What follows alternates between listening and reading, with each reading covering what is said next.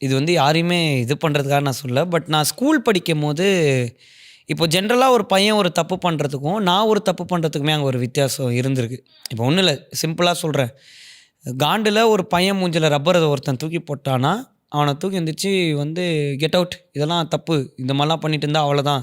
அப்படின்ற ப்ரூட்டலா திட்டுறது இருக்கும். ஆனா என்ன திட்டும்போது ஒரு வார்த்தை எக்ஸ்ட்ரா ஆட் ஆகும். உங்க அப்பா ஆக்டர்ன்றனால நீ நெனச்சதெல்லாம் ஸ்கூல்ல பண்ண முடியாது.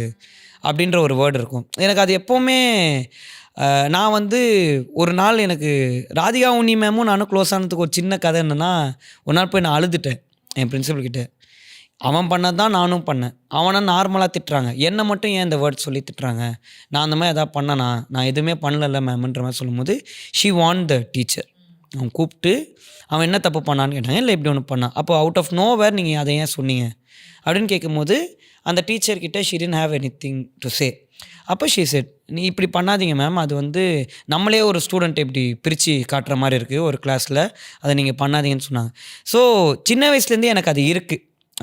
அது அதனால நான் தப்பே பண்ணிடக்கூடாதுன்னு ரொம்ப உஷாரா சுத்துவேன். ஆனாலும் கோத்து விட்டுருவானுங்கல்ல என்ன. அதனால அது எப்பவுமே ஒரு இதுவா இருந்துக்கிட்டே இருந்திருக்கு. ஸோ அப்படி இருக்கும்போது எனக்கு இப்போ வரதுமே அ அ ஆக்சுவலா அவங்க சொல்றது உண்மதான்.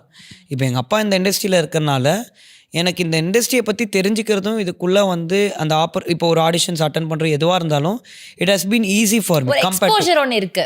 கம்பேர்ட் டு அதர்ஸ் அது ஈஸி தான். அது நான் இல்லன்னுலாம் நான் சொல்லவே மாட்டேன். டெஃபினட்டா அது இருக்கு தான். பட் அத தாண்டி சான்ஸ்ன்னு வர்றது வந்து நமக்கு வந்து இப்போ வெற்றி சார யாருமே இன்ஃப்ளூயன்ஸ் பண்ண முடியாதுல்ல.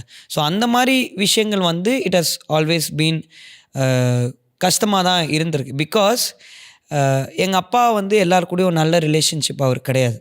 அ எ அவர் ஒரு ஓப்பனான டைப். அவர் மனசுல படுறத ரொம்ப இதுவா பேசிருவாரு. Sometimes it's good, sometimes it's bad. அத நான் எங்க அப்பாகிட்டயே நான் பெர்சனலா சொல்லியிருக்கேன். ஸோ அப்படி இருக்கும்போது, he doesn't have any friends